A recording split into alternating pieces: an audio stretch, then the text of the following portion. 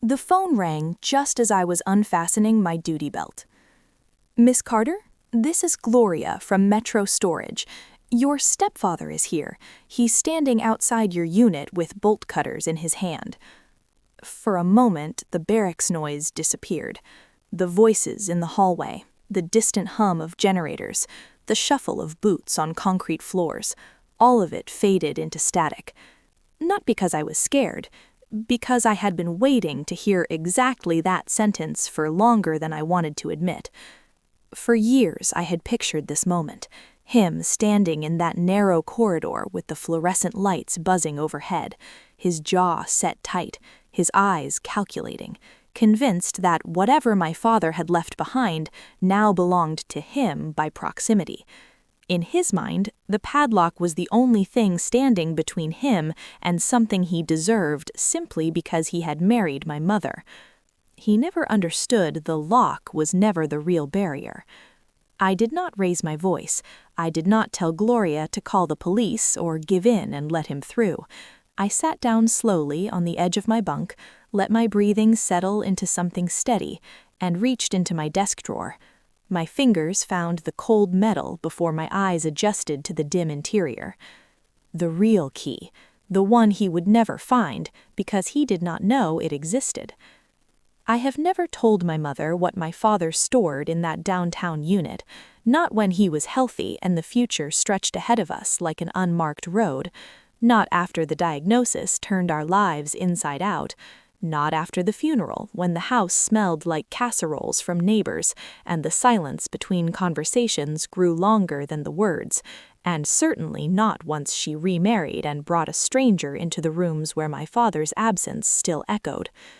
People assume secrets grow from shame or fear. Mine came from something else entirely, the same instinct that keeps you breathing on deployment, the part of you that reads a room before anyone speaks, that understands when silence is not avoidance but preparation. My father trained that awareness into me before I put on a uniform. He was not a dramatic man. He believed in forms and folders, in backup plans and contingencies that would outlive whatever anyone felt on their worst day. When I was 16, I rolled my eyes and called it paranoia. I told him normal people did not triple-check beneficiary designations or keep copies of documents in separate locations. Now I understand it was love expressed in paperwork, protection disguised as tedium. When he died, the grief arrived exactly as everyone warned me it would. The questions I would never ask, the answers I would never receive, the half-finished conversations that suddenly became permanent exhibits in a museum I could not stop visiting. Some mornings I woke up forgetting he was gone, and the remembering felt like learning it fresh each time. But alongside the grief, there was also an envelope. His lawyer, Miss Mills, waited until my mother stepped out to take a phone call from a cousin. Then she slid a manila envelope across her desk toward me, her expression careful and precise. "For you only," she said. "Your father was very specific. You have to be alone when you open it." I did not open it in her office. I waited until I was back in my childhood bedroom, sitting on the floor with my back against the closet door, the house creaking around me like it was grieving too. Inside was a single brass key, worn smooth from years of handling, heavier in my palm than it looked. Beneath it lay a single typed page in my father's careful, uncompromising style. 3 lines. "Do not hurry. Do not justify. Keep this separate." The storage unit itself was unremarkable. 8 by 12, climate-controlled, wedged between a discount florist and an auto glass repair shop on a block downtown that had seen better decades. My mother believed it held old tax files and furniture he had never gotten around to selling. Once she suggested we clear it out together to save the fee. "I'll take care of it when I'm on leave," I told her. I never did, on purpose. Almost 3.5 years after my father died, my mother met Leon at a grief support group. She mentioned him casually at first, a widower who understood what it meant to eat dinner alone, someone who remembered birthdays and listened when she talked about missing my father. When I met him, he shook my hand like he was testing my grip and smiled a little too wide. He'd rehearsed his introduction so thoroughly it sounded almost natural. "I have so much respect for your service. Your mother must be incredibly proud," he said. But his eyes did not stay on me. They wandered past my shoulder to the living room, swept across the furniture, calculated the square footage. He looked at my childhood home the way a contractor looks at a property before placing a bid. I was stationed 4 states away when they got married. I watched the ceremony on a glitchy video call, standing in a quiet corner of the armory with my cover tucked under my arm. My mother smiled in a way that looked hopeful but fragile, like one wrong word could shatter whatever scaffolding she had built around her heart. I told myself I was being unfair, that deployment had made me suspicious of everything, that grief transforms every stranger into a potential threat. Then Leon started asking about my father's finances. At first, the questions sounded casual, tossed into conversation like spare change. "Did your dad happen to leave a will? Just curious how these things work. The mortgage on this place is paid off, right? Your mom mentioned something about that. Any old accounts still floating around? I'm just trying to help her get organized. You know how overwhelming paperwork can be after a loss." He asked my mother most of these questions, but always when I was within earshot during calls, always loud enough for me to hear. He wanted it to sound like concern. He wanted me to notice and not quite be able to name what I was noticing. My father taught me something simple years earlier, a sentence that suddenly rang in my ears like a bell. Honest people do not keep count of what does not belong to them. I did not accuse Leon. I did not argue with my mother or try to make her see what I saw. I did not breathe a word about the storage unit, even when he finally got around to asking about it. "So what's the deal with that locker downtown?" he asked one night while I was on speaker, my mother washing dishes in the background. I smiled into the phone, even though he couldn't see it. "It's taken care of. Dad left that for me to handle." He laughed, but something sharp lived underneath the sound. "Must be old junk collecting dust in there. I could swing by sometime, save you the trouble of dealing with it." "No," I said, calm, steady, final. "I'll manage it on my next leave." That was the first crack in his performance. After that conversation, I stopped trying to convince myself I was misreading him. Leon was not curious. He was circling, tightening his orbit around anything that might have value. From my bunk, under fluorescent lights that never turned off, I started replaying every conversation we'd ever had. The specific sequence of his questions, how he pitched financial control as removing stress from my mother's shoulders, how he talked about family assets when he meant my father's assets, how he offered to help when he meant to take. So I did what my father would have done. I started a log. Dates, times, exact phrasing, screenshots of texts my mother forwarded to me with confused emoji reactions attached. "Do you know what Leon thinks we should do?" He asked if your dad had anything offshore. Is that a real thing people have? I kept everything in a folder on my laptop, updated it methodically, backed it up to encrypted storage. Not because I wanted revenge, because I wanted a clear map of exactly where he was headed and how fast he was moving. The storage unit shifted in my mind. It stopped being just a secret I was keeping for my father. It became a tripwire. On my next short leave, I called Metro Storage and spoke to the manager. Gloria had worked there since before I started kindergarten. We met in her small office with the window overlooking the parking lot, and I brought everything: my military ID, the trust documents Miss Mills had quietly hinted I would eventually need, and my father's key. "This unit is in my name only," I said, sliding the paperwork across her desk, her expression careful and precise. "Only you," she said. "Understood." We added an extra disc lock to the door, updated the access notes in the system, and, following a suggestion my father had made years before he ever got sick, I installed something small and nearly invisible in the corner of the unit, a battery-powered camera angled down toward the door and lock, motion-activated, connected to cloud storage. Leon never knew it existed. The updates from home arrived sideways after that, buried in my mother's voice during Sunday phone calls. "Leon is so helpful with my paperwork," she said once. "He suggested we consolidate everything under one person's name, just in case something happens to either of us." "Who does he think that one person should be?" I asked. "You've changed," she whispered, "since everything happened, since you went away." That sentence cut deeper than almost anything else she could have said, not because it was wrong, but because it was not hers. It sounded exactly like something Leon would say, delivered in her voice. After we hung up, I added the call to my log. Date, time, exact phrasing, the speed with which Leon had transformed his failed break-in attempt into a story about my cruelty. This was exactly the kind of careless acceleration Miss Mills had warned me about. "When people like him start feeling time running out," she had said once, "they stop being careful. That's when they make mistakes." Over the following 10 days, Leon moved faster. He started answering my mother's phone when I called, claiming she was resting or busy or not feeling well enough to talk. He forgot to forward me bank statements that had always come to my email. He suggested my mother stop bothering me with boring financial details while I was in a war zone, even though I was stationed stateside and had never been anywhere near combat. Each individual move looked small, easily explained away. Taken together, they spelled out one word with perfect clarity: isolation. Then Gloria emailed me the surveillance footage.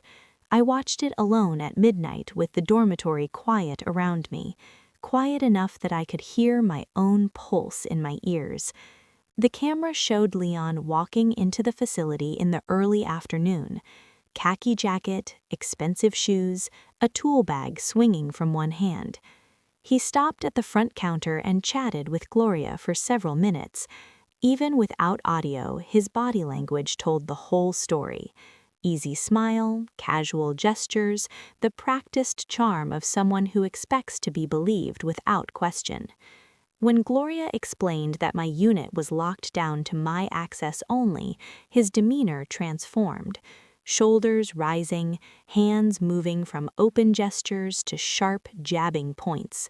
Then he reached into his bag and pulled out the bolt cutters, pointing them down the corridor toward my door.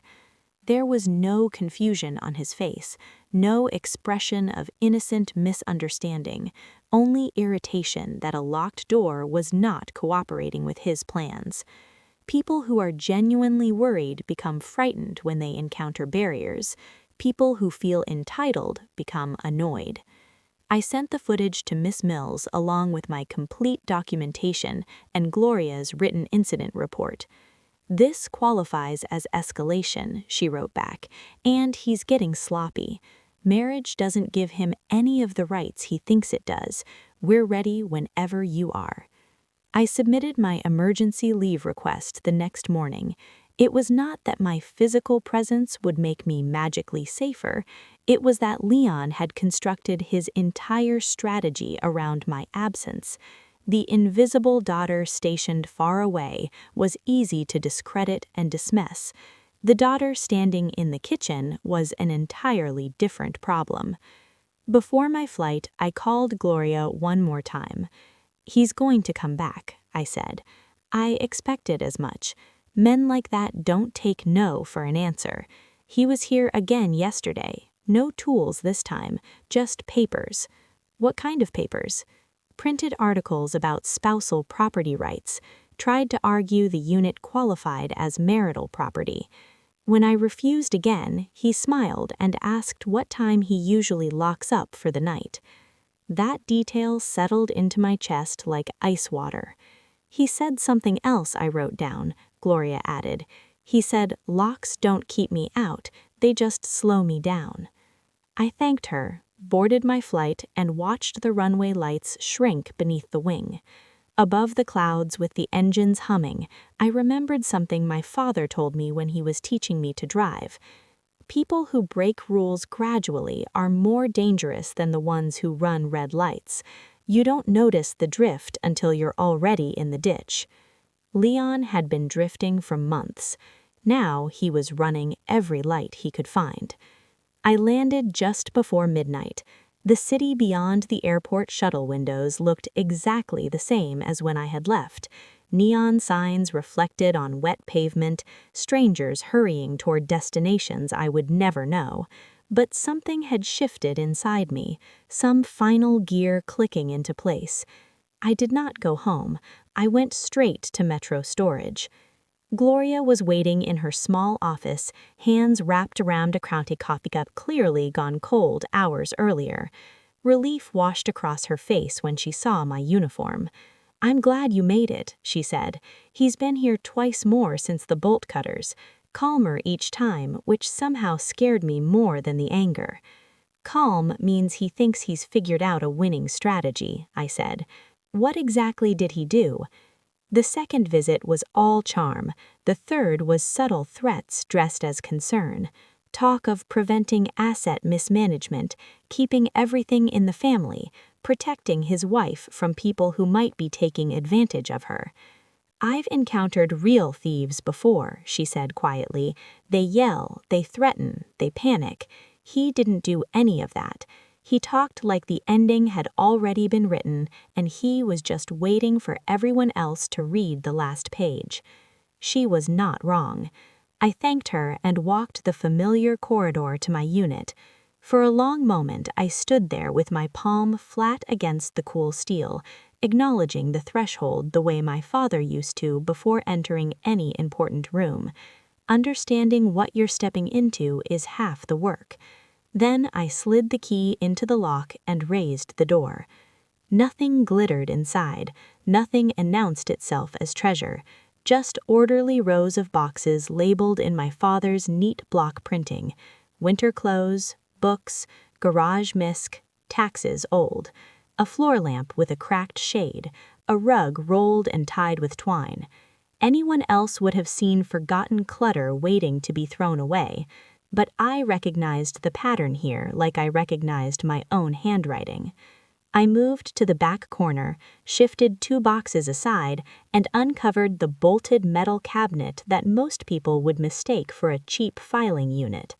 It was anchored to the concrete floor with industrial bolts.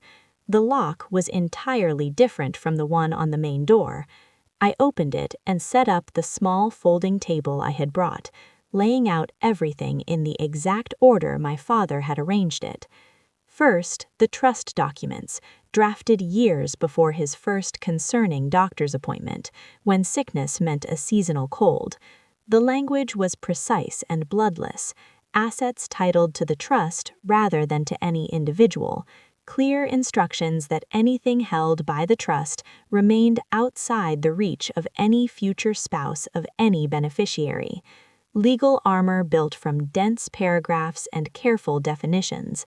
But underneath that corporate coldness lived something warmer, the intent to protect us from whoever might come later for the wrong reasons.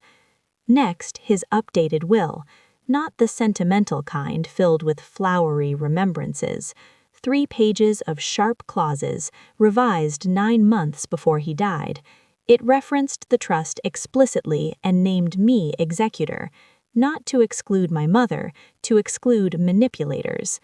Then the life insurance policy, beneficiary listed as the trust itself rather than any person, something with structural resistance to signatures obtained under pressure or grief.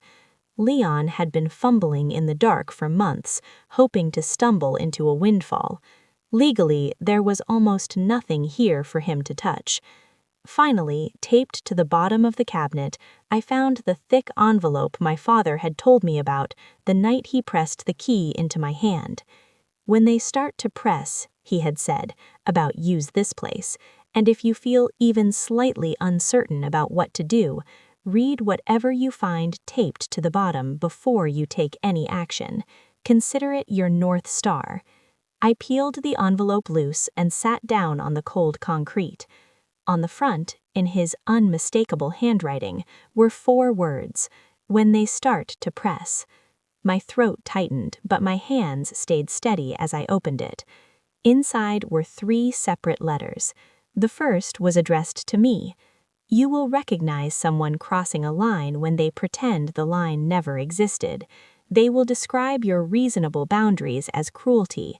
They will frame your caution as personal insult. Do not waste your energy defending yourself to them. Write everything down, wait, let them choose their own consequences by continuing to push. I blinked hard against the pressure building behind my eyes and kept reading. The second letter was meant for my mother. The tone was softer, curved around the edges with tenderness. He wrote about how loneliness can mute the alarm bells that would normally ring, how wanting companionship does not make someone foolish, how second chances in life are genuine and worth pursuing, but second chances for opportunists rarely lead anywhere good. If you are reading this, he had written, it means someone is asking you to surrender decisions you don't fully understand. Please don't be embarrassed. Just pause long enough to ask why. The third document was not addressed to anyone by name. It was a log. Dates, observations. My father had noticed everything, and he had documented it all, quietly, in the same methodical way I had been documenting for the past 9 months. The realization hit me with physical force. Our logs overlapped. He had started his record months before I began mine. This was not simply protection. It was a relay race, and he had passed the baton without ever speaking the word. I photographed every page, backed everything up to encrypted cloud storage, and emailed copies to Miss Mills. Then I returned the documents to the cabinet in exactly the arrangement I had found them, except for the 3 letters. Those went into my bag. They were coming home, where they belonged. As I pulled the door down and turned the key, my phone buzzed with a text from my mother. Leon says you're trying to turn me against him. He says the video you showed that woman at the storage place could easily be faked. He says you've been hiding money from this family. The last accusation made me exhale slowly. There it was, the final pivot. When facts refuse to cooperate, they become fake. I typed my response with care. I'm not hiding anything. I'll be there within the hour. I'm bringing the truth with me. The kind you can read for yourself, not just hear described. 3 dots appeared on the screen, vanished, appeared again. What truth? You'll understand when you see it, I wrote. No bolt cutters required. When I pulled into the driveway, Leon's car was already parked at an angle that suggested he had arrived in a hurry. Through the front window, I could see him pacing the living room with his phone pressed to his ear, his free hand cutting sharp gestures through the air. The careful mask he had worn for so long was nowhere in sight. He yanked the front door open before I reached the porch steps. No warning, he demanded. You just show up unannounced in the middle of the night? Hello, Leon, I said, stepping past him into the house I grew up in. Good to see you, too. My mother stood at the edge of the living room like someone frozen in the middle of a crosswalk with traffic bearing down from both directions. Her arms were wrapped tight across her chest, and her eyes moved between us with the uncertainty of someone who no longer trusted her own judgment. You didn't tell me you were flying in, she said. I needed to have this conversation in person. Too much has been happening over the phone. Too much has been getting twisted. Leon pulled a chair away from the dining table and positioned it like he was setting up a negotiation he intended to control. Sit down. Let's get everything straightened out. There's been a lot of confusion about your father's belongings. There hasn't been any confusion, I said, remaining on my feet. There's been a lot of deliberate misrepresentation. My mother flinched at the word. Leon told me the manager at that storage facility treated him like some kind of criminal. She wouldn't even let him check whether your father left anything important in there. That's because he's not on the lease, and because he showed up carrying bolt cutters. The air in the room changed. I watched it happen. The temperature seemed to drop several degrees. "What?" my mother whispered. Leon released a laugh that came too quickly, too loudly, too deliberately casual. "That's completely absurd. Where exactly are you getting these stories?" Gloria called me directly from Metro Storage the night it happened. The facility has surveillance cameras. There's footage. "So now I'm being accused of being a thief?" He spread his hands in theatrical disbelief. "Is that what we're doing here?" "I'm telling you that you arrived at a storage unit that doesn't belong to you with tools designed to cut through the lock. Those are facts, not accusations." My mother turned to face him, color draining from her cheeks. "Leon?" He shoved his chair backward hard enough that it scraped across the tile floor with the sound like a small scream. "I went there to protect what belongs to this family. Your daughter has been hiding things from both of us for years. I was trying to make sure you weren't being cheated out of what's rightfully yours." I reached into my bag and pulled out my phone, then placed it on the coffee table with the screen facing up. I tapped the still image I had saved, Leon standing in the corridor outside my unit, his bag open on the floor beside him, the bolt cutters clearly visible in his grip. My mother stared at the screen for a long time. "That's you," she finally said. Her voice sounded hollow, like someone speaking from the bottom of a well. Leon did not look at her. His eyes stayed fixed on me, sharp and glittering with something that had moved past anger into calculation. "You think this little photograph proves anything," he said softly. "You've always needed to control everything around you. This is just another way to maintain your grip on this family." "I'm not hiding anything," I answered. "It's about custody, legal custody, clarity, informed consent. If your father trusted you so completely, why didn't he tell your mother about any of this? Why all the secrecy?" "Because he trusted her heart, but he also understood how grief makes people vulnerable to advice that sounds helpful but isn't." "Enough." My mother's voice cut through the room. Her hands were trembling visibly, but her words held steady. "I need you to answer one question honestly, Leon. Did you try to break into that storage unit without telling me what you were doing?" He opened his mouth, closed it, tried again. "I was attempting to keep things from getting complicated. She has been freezing you out of your own family's assets for years. I was trying to make sure you weren't being cheated out of what's rightfully yours." I reached into my bag and pulled out my phone, then placed it on the coffee table with the screen facing up. I tapped the still image I had saved, Leon standing in the corridor outside my unit, his bag open on the floor beside him, the bolt cutters clearly visible in his grip. My mother stared at the screen for a long time. "That's you," she finally said. Her voice sounded hollow, like someone speaking from the bottom of a well. Leon did not look at her. His eyes stayed fixed on me, sharp and glittering with something that had moved past anger into calculation. "You think this little photograph proves anything," he said softly. "You've always needed to control everything around you. This is just another way to maintain your grip on this family." "I'm not hiding anything," I answered. "It's about custody, legal custody, clarity, informed consent. If your father trusted you so completely, why didn't he tell your mother about any of this? Why all the secrecy?"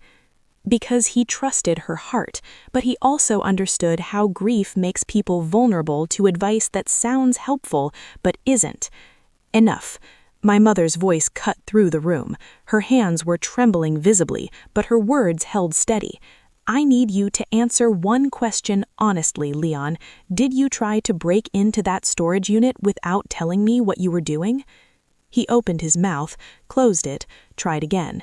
"I was attempting to keep things from getting complicated. She has been freezing you out of your own family's assets for years. I was trying to make sure you weren't being cheated out of what's rightfully yours." I reached into my bag and pulled out my phone, then placed it on the coffee table with the screen facing up.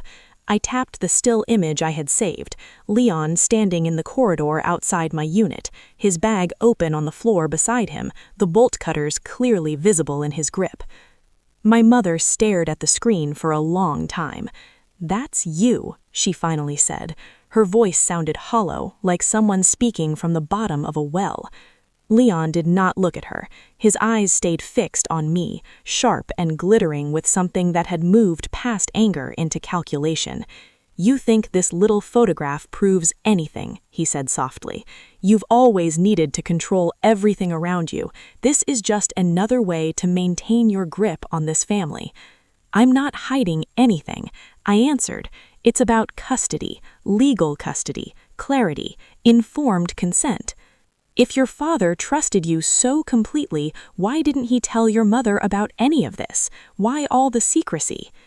"Because he trusted her heart, but he also understood how grief makes people vulnerable to advice that sounds helpful but isn't." "Enough." My mother's voice cut through the room. Her hands were trembling visibly, but her words held steady. "I need you to answer one question honestly, Leon. Did you try to break into that storage unit without telling me what you were doing?" He opened his mouth, closed it, tried again. "I was attempting to keep things from getting complicated. She has been freezing you out of your own family's assets for years. I was trying to make sure you weren't being cheated out of what's rightfully yours." I reached into my bag and pulled out my phone, then placed it on the coffee table with the screen facing up. I tapped the still image I had saved, Leon standing in the corridor outside my unit, his bag open on the floor beside him, the bolt cutters clearly visible in his grip. My mother stared at the screen for a long time. "That's you," she finally said. Her voice sounded hollow, like someone speaking from the bottom of a well. Leon did not look at her. His eyes stayed fixed on me, sharp and glittering with something that had moved past anger into calculation. "You think this little photograph proves anything," he said softly. "You've always needed to control everything around you. This is just another way to maintain your grip on this family." "I'm not hiding anything," I answered. "It's about custody, legal custody, clarity, informed consent. If your father trusted you so completely, why didn't he tell your mother about any of "This says I don't own the storage unit," she whispered. "I never did. He put it in the trust, and he named her to manage it." "That's exactly what executors are designed to do," I said gently, "to handle the things you can't handle yourself when you're the one overwhelmed by loss." Leon's carefully constructed mask finally cracked completely open. "Your father doesn't get to reach out from beyond the grave and control everyone's lives," he said, his voice dropping to something low and dangerous. "He doesn't," I agreed. "The law handles that now. He simply understood how to use it properly while he was still here." I slid the first letter across the coffee table toward my mother, the one addressed to her in my father's handwriting, the curves of each letter as familiar to her as her own reflection. Leon reached for it before she could. I moved it out of his range. "That's not for you," I said. "He wrote it specifically for her." My mother took the letter with hands that shook slightly. As she read, I watched expressions cross her face that I remembered from years of watching her go through old photographs. Pain and fondness and recognition all braided together. "He knew," she whispered when she finished. "He knew I would be lonely. He knew I might stop asking questions just because I didn't want to feel alone anymore." Leon moved closer to where she sat. "He's manipulating you from the past. This is emotional abuse disguised as protection. And telling someone they're imagining problems when they notice exactly what you're doing, that's called gaslighting. It's also a form of manipulation." I placed the printed image of him at the storage facility beside the other paperwork. "This," I said, tapping the photograph, "is not protecting the family. This is attempted forced entry into property you knew was not yours." My mother studied the image for a long, silent moment. When she finally spoke, her voice was very quiet but very clear. "You lied to me," she said to Leon. Not an accusation delivered in anger, a diagnosis spoken in calm certainty. "I told you what you needed to hear to avoid unnecessary stress," he said, his voice rising. "Your daughter has been freezing you out of family matters since the funeral. She thinks wearing a uniform makes her better than everyone else." "This stopped being about me the moment you picked up those bolt cutters," I said. He turned on me, stepping in close enough that I could smell his cologne, something expensive designed to communicate success and confidence. "You think you've won something here tonight?" Before I could respond, the doorbell rang. Timing. My father had always believed that timing was everything. I opened the door to find a uniformed police officer on the porch, with Gloria standing just behind him, her hands clasped in front of her like someone attending a formal ceremony. "Ms. Carter," the officer said, "we're following up on a reported attempted unlawful entry at a commercial storage facility downtown." Leon's face went pale, then flushed with sudden heat. "This is a family misunderstanding," he said quickly, moving into the doorway beside me. "There's no need for law enforcement to get involved in a private matter." The officer did not step back. "We've reviewed the security footage from the facility, and we have written statements from multiple witnesses confirming that access was explicitly denied before you produced tools intended to bypass the lock." My mother's hand found the back of the couch, as if she needed the house itself to hold her upright. "Leon," she said, "go outside and talk to the officer." For the first time since I had met him, he looked at her not as an ally or an audience to be charmed, but as an obstacle standing between him and something he wanted. "This isn't finished," he said to me, his voice low enough that only I could hear, as he brushed past toward the porch. "You're correct. That's exactly what protective orders are designed for." The officer guided him outside and closed the door behind them. Through the front window, I could see their figures moving down the walkway, Leon's gestures becoming more agitated as they went. At one point, his voice rose loud enough to carry, something about overreaction and it was just a storage unit, but the words faded as they moved toward the street. When the house finally fell quiet, my mother lowered herself onto the couch. "I didn't want to see it," she admitted. "All the small ways he rearranged things, all the times he suggested something that didn't quite feel right. I made excuses for everything because making excuses was easier than admitting I had invited the wrong person into my life. Looking away is always easier until looking away stops being an option." She reached for my hand the way she used to when I was small and frightened by thunderstorms mauling across the night sky. "Thank you for not forcing this confrontation earlier," she said. "If you had come to me with all of this even a month ago, I would have defended him. I would have defended him against my own daughter." "Dad's letter asked me to wait," I told her. "Not forever, just until you could see him clearly without Leon positioning himself in front of the picture." Outside, a car door slammed, an engine started, revved and faded into the distance. Inside, for the first time in longer than I could remember, the house felt like it belonged to us again. The next morning, sunlight fell in warm rectangles across the kitchen table where the documents still lay spread out, their edges weighted down by coffee mugs and a small vase of flowers my mother must have placed there at some point during the night. She sat in her robe with a cup of tea cooling untouched by her elbow, reading certain passages over and over, as if memorizing them. "He really tried to protect us from exactly this situation," she said, tapping the trust document with one finger. "And all this time I thought he was just holding on to old junk he couldn't let go of." "He wasn't holding," I said. "He was organizing for a future he wouldn't be a part of. There's a difference." We spent most of that day on practical matters, calling banks to update security questions and remove any access Leon might have gained over the preceding months. Ms. Mills walked us through the preliminary steps for a restraining order, her voice steady and factual throughout, never once using words like drama or overreaction.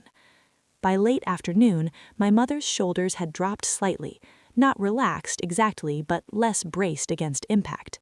"Will he come back?" she asked. "He'll probably try to make contact," I said, "but between the documentation trail, the camera footage, and the legal protection Ms. Mills is putting in place, he won't be able to get very far." She was quiet for a moment, staring at the documents on the table, and then she said something I had not expected. "I feel foolish," she whispered. "I used to be sharp about people. Your father and I used to make all these decisions together, and I never felt uncertain about anything. Then he died, and suddenly every choice felt too heavy to hold by myself. When Leon offered to carry some of the weight, it seemed like kindness." "That doesn't make you foolish," I said. "That makes you human. Predators count on exactly that kind of vulnerability. They study it, they wait for it." I reached into the folder and retrieved the second letter, the one my father had written specifically to her, and slid it back across the table.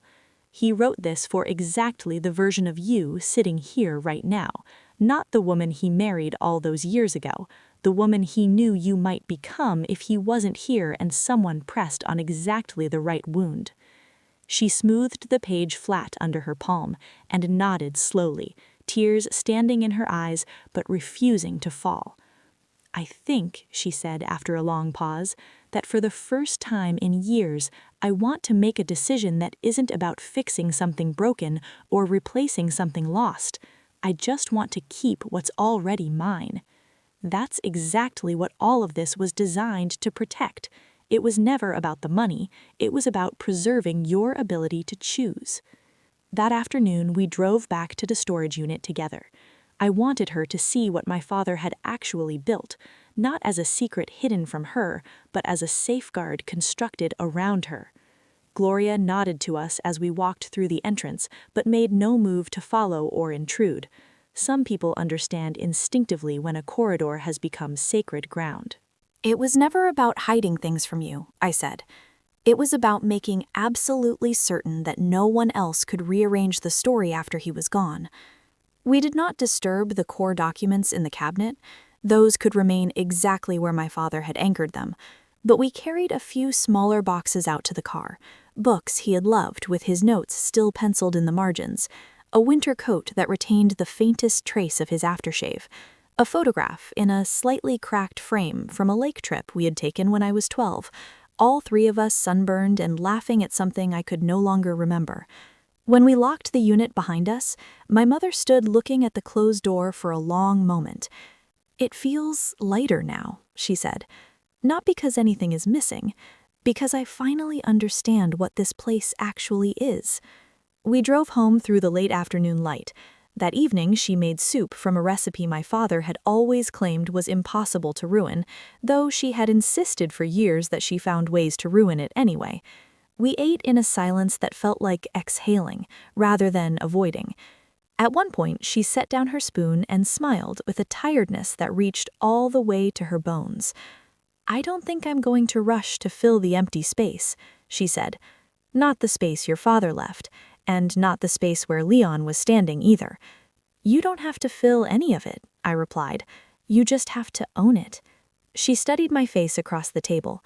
"You sound like him sometimes," she said, "and sometimes you sound like someone the world tried very hard to harden, but didn't quite succeed." "Most of what I understand about anything important," I told her, "I learned from watching the two of you, just in different seasons of my life." Later that night, as I folded uniforms and packed my bag for the flight back to base, I appeared in the doorway of my old bedroom. "I didn't understand your silence these past months," she said. "I thought you had abandoned me to handle all of this alone." Sometimes silence is distance, and sometimes it's preparation waiting for the right moment to become action. I chose the second one. She nodded slowly, then crossed the room and held me tighter than she had in years.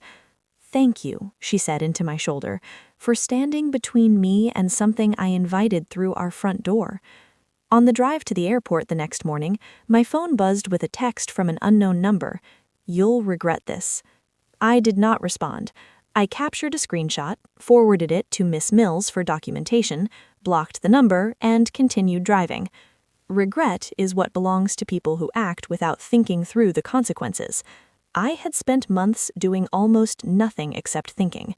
My father used to tell me that revenge is loud and burns itself out quickly, leaving nothing but ash. Boundaries are quiet, but they last exactly as long as you're willing to enforce them. What I had done over the past year was not revenge. It was restoration of my mother's voice, of my father's intentions, of a future where no one gets to cut their way through locked doors with a smile and a pair of bolt cutters and a story about how they were only trying to help. If something in this story feels uncomfortably familiar to you, if you have watched someone you love begin speaking in phrases that don't quite sound like their own, if you have felt pressure to hand over decisions in ways that make something in your chest tighten with unease, I want you to know something important. You are not imagining it. You are not paranoid for noticing patterns. You are not cruel for protecting what matters to you. Sometimes the bravest thing you can do is stay quiet long enough to gather what you need, to document, to wait, to let someone show you exactly who they are without interrupting the demonstration. And then, when the moment arrives, to speak once with everything you've collected. I'm curious about your experience. Have you ever had to bide your time and remain silent, not because you were frightened, but because you were preparing for exactly the right moment? Would you have handled a situation like this the same way I did, or would you have chosen a different path? Tell me your story in the comments. Let me know where in the world you're watching from. We share stories like this one every day. Stories about patience and protection, and finding your way back to yourself when someone has tried to rearrange the furniture in your mind.